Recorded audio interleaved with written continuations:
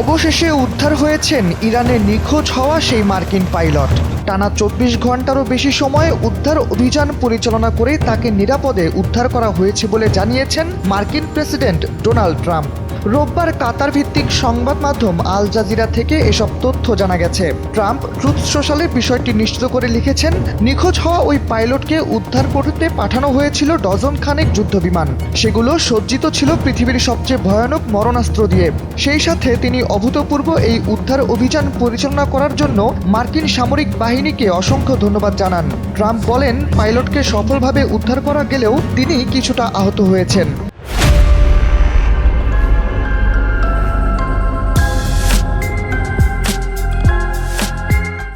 সবশেষ ট্রাম্প খবরটি মার্কিন নাগরিকদের জানাতে পেরে আনন্দিত হবার কথাও উল্লেখ করেছেন।